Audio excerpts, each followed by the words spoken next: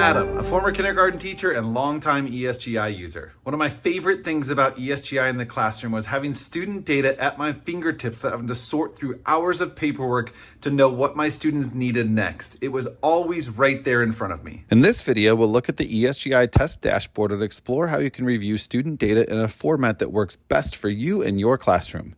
On the right side of the test dashboard, you'll see 4 buttons that will allow you to adjust how your assessment data is displayed.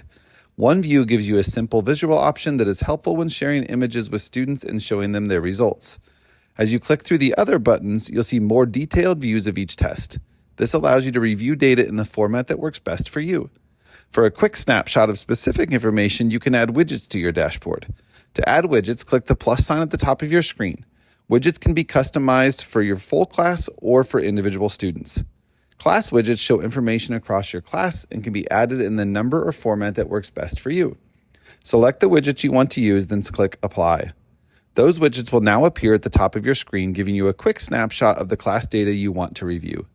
You can also add widgets for individual students. To do this, click on a student's name, then select Add Widgets. Choose the widget you would like to see for that student and click Apply. Those individual student widgets will now appear at the top of the screen, giving you a focused view of that student's data. Another helpful way to review data quickly is by using the expanded view of a test card. To open the expanded view, simply click on any test card. From there, you can see additional test details and review student progress more closely. These dashboard options help you quickly understand your data, monitor progress, and make instructional decisions based on what your students need.